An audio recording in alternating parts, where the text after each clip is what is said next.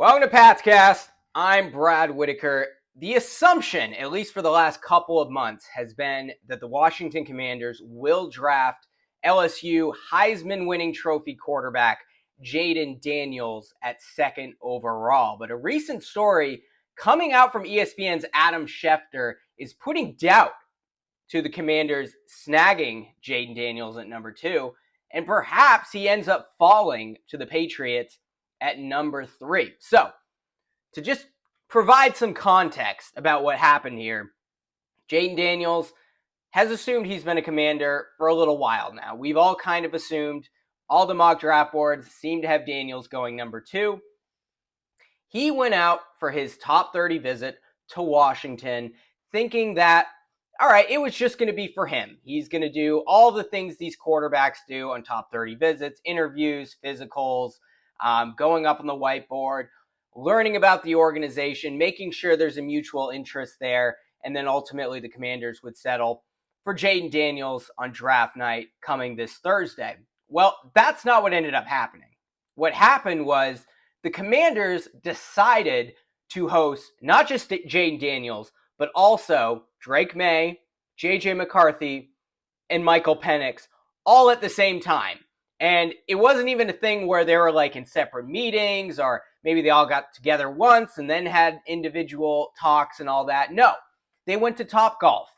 Yes, that's what they did. They went to Topgolf. So all this thought that the Washington Commanders, new ownership, you got Dan Quinn there now as the head coach, a seasoned NFL coach that's been with a number of organizations, Adam Peters, a Bill Belichick disciple, now with a lot of experience under John Lynch and Kyle Shanahan with the San Francisco 49ers.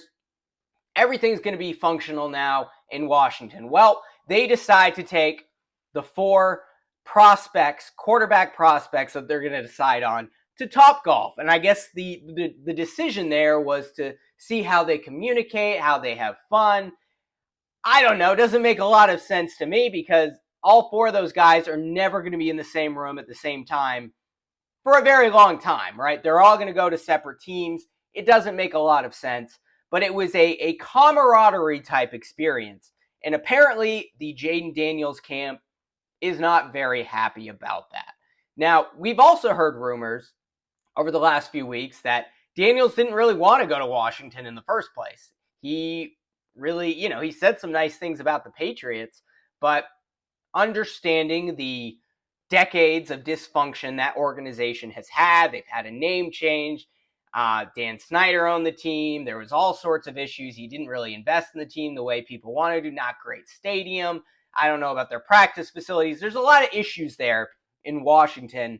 And with this new blood there, we all expected it to change. But Jayden Daniels, his camp apparently doesn't want to go there, at least according to this report from Adam Schefter. And you can understand it, right? Jayden Daniels thinking like, hey, I'm going to go to my team. I'm going to learn a lot about them. I'm going to get a lot of excitement.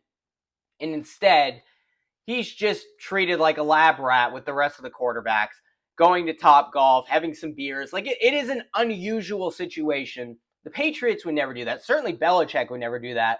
But I certainly wouldn't see Elliott Wolf or Gerard Mayo doing anything like that. And I know top 30 visits are hard, right? You have all these players that are going to different cities, different organizations. Some do like 20 visits. It's pretty wild. They do 20 visits in like 3 weeks, and you have one flight delay. It screws everything up. So you basically have to ram all these visits into a number of days just to make it work. And the way teams approach it is they will often have like a quarterback, a receiver, a tight end, offensive linemen all visit at the same time, see how they communicate, have conversations amongst themselves. It gives you an idea of how they might communicate in the locker room, how they might communicate in practice, how they might communicate in their position meetings. But this was an unusual situation. I haven't really heard of all players from all the same positions, especially when you're picking at second overall and you're going after a potential Heisman Trophy winner and a potential franchise quarterback, bringing all these guys in.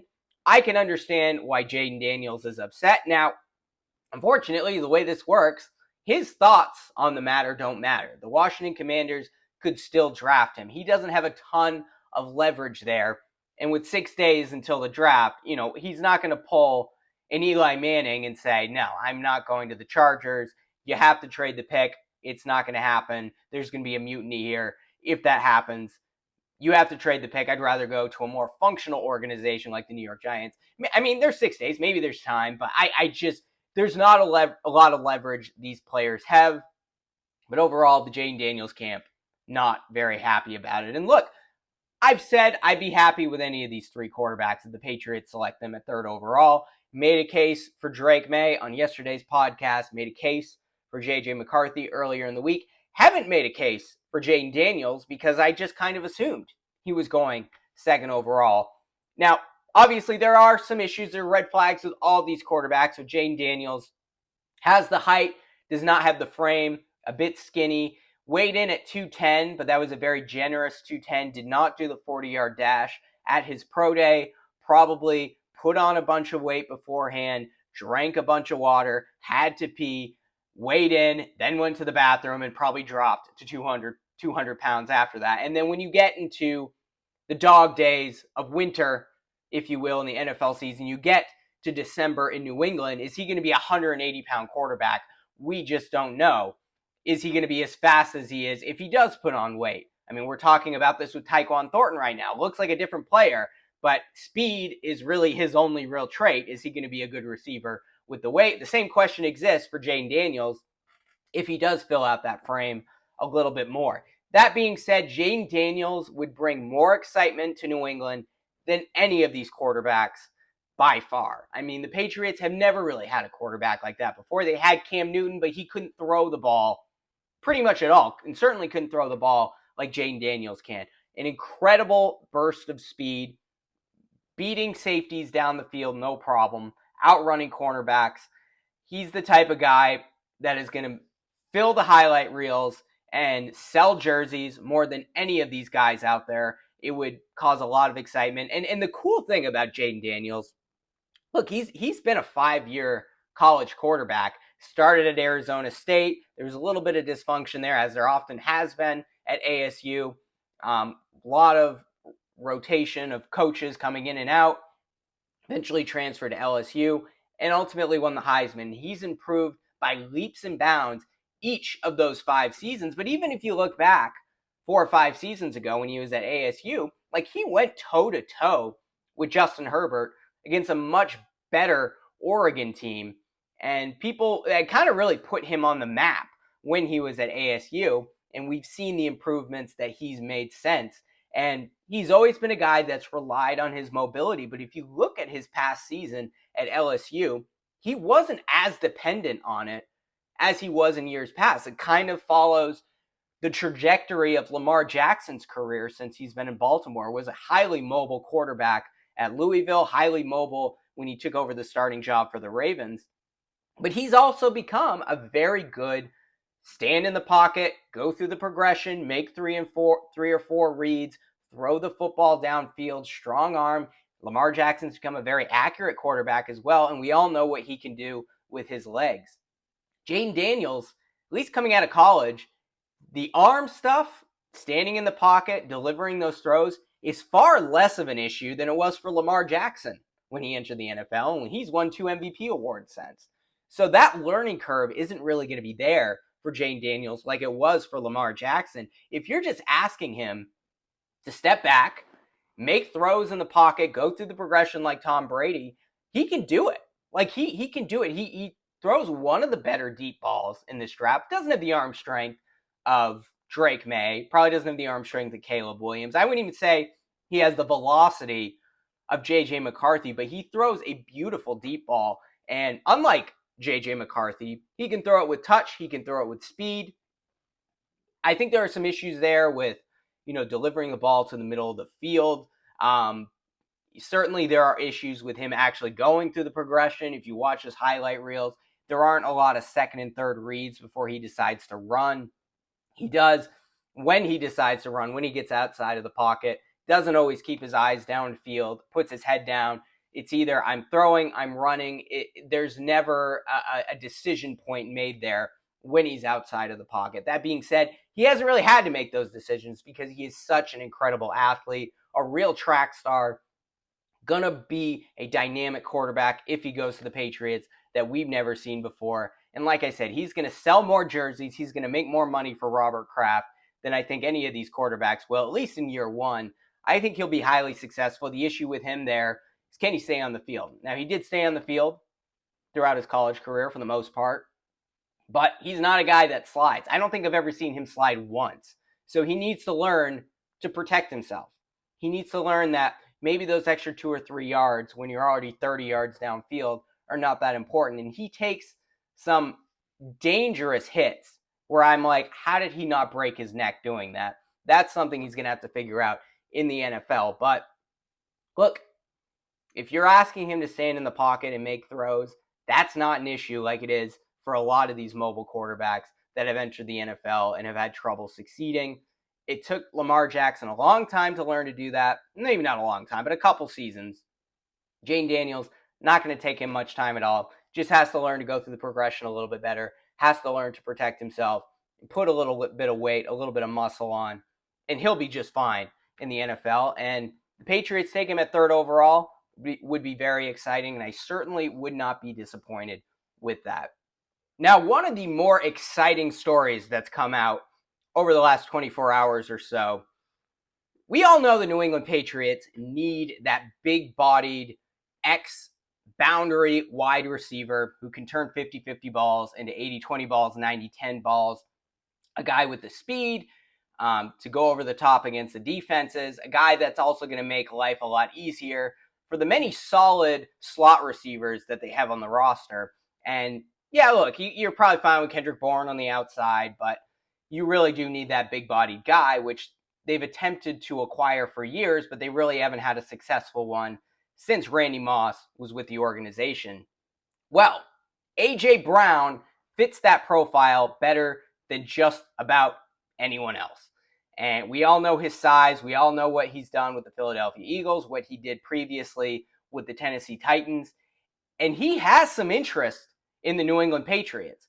And apparently A.J. Brown is not very happy with his situation with the Philadelphia Eagles. A lot of it is financial. A lot of it has to do with the trajectory the Eagles are going. They were one of the Super Bowl favorites heading into last season, and they kind of became very dysfunctional as the season went on, ultimately performed very poorly in the postseason. And A.J. Brown seemingly wants out. And he is a New England Patriots fan. He grew up a Patriots fan, has a little bit of a story where when the Patriots decided not to draft him, now Tom Brady was the quarterback at the time, grew up watching Tom Brady, was a big fan of the Patriots. He actually cried on draft day when the Patriots decided not to draft him and instead went with another big-bodied receiver who failed miserably, N'Keal Harry. A.J. Brown still is thinking about the Patriots, even though they are in rebuilding mode. And as of right now, as the roster sits, one of the worst teams, if not the worst team in the NFL. And Brown, and I know, like, this social media stuff, it's kind of silly, but it does move the needle sometimes, right? Stephon Diggs expressed frustration with the Minnesota Vikings. Buffalo Bills reached out and traded for him. Like, this stuff does happen in the NFL. So, yeah, take it with a grain of salt. It doesn't mean a lot. But A.J. Brown followed K.J. Osborne, the new slot receiver that the New England Patriots signed. Previously was with the Minnesota Vikings.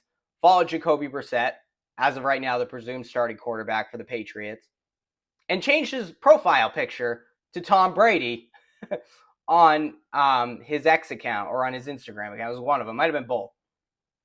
Well, this is giving Patriots fans some excitement, some hope, because A.J. Brown changes everything, right? You suddenly now can use Kendrick Bourne in a number of ways.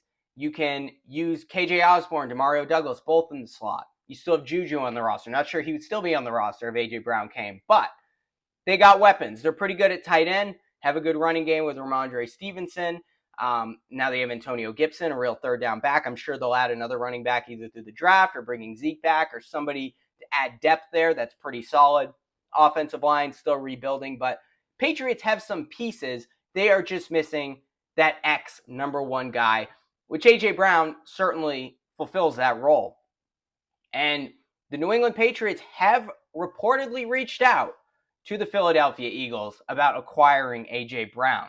Now, the story is, Eagles, there's been a number of teams that have reached out about Brown, and they're all turning them down. But if this situation continues to transpire, A.J. Brown continues to be upset with the Eagles, I wouldn't be shocked if the Patriots pulled the trigger. Now, is that going to happen before the draft?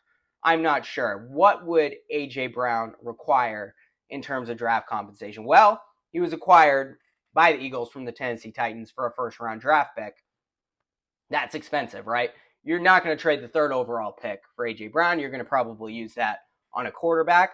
Maybe the 34th overall pick, which is an early second rounder, but it's basically a borderline first rounder, and this is a very deep wide receiver draft. Eagles could draft a guy like Xavier Legette, maybe A.D. Mitchell slips.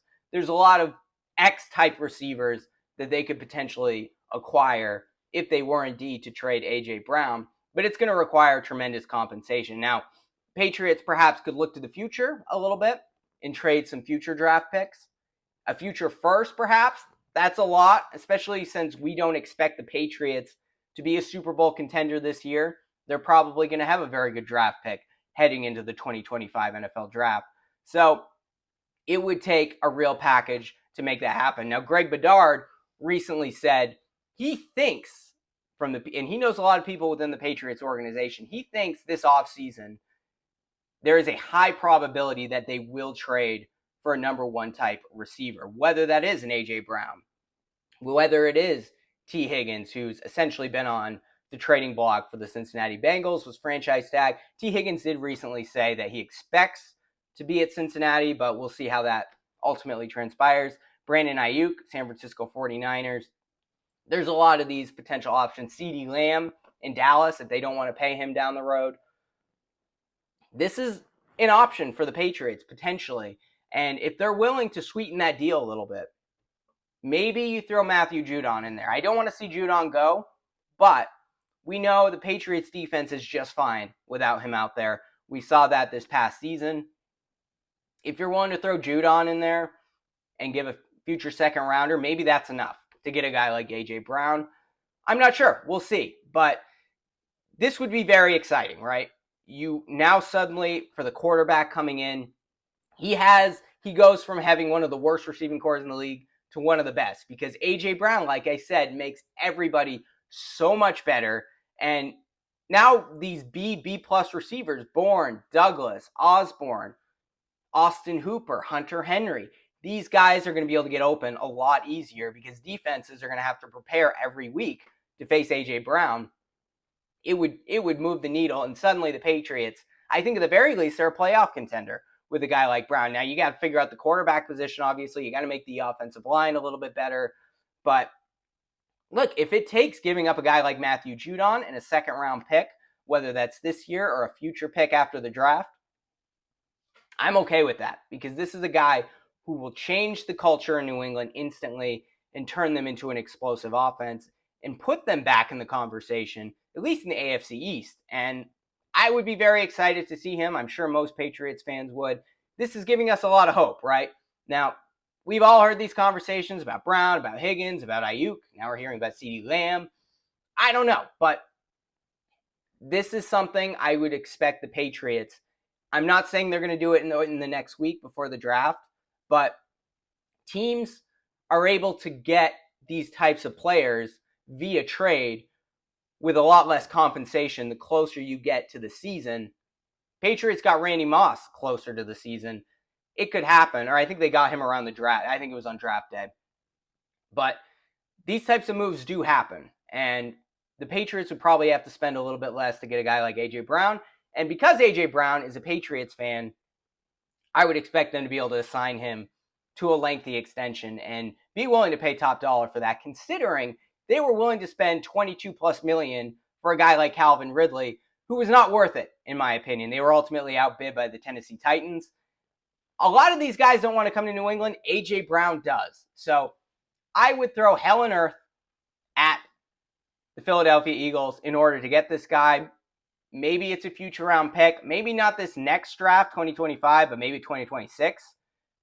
And then if you need to throw Judon in there, or a third or a fourth, something like that, do what you need to do to get A.J. Brown, because it's going to make life a lot easier for the next quarterback, or for Jacoby Brissett if he's out there in week 1, and would be very exciting. So that's it for this episode of Patscast. If you're watching on YouTube, be sure to like this video, subscribe to the channel, or subscribe if you're listening on Apple Podcasts.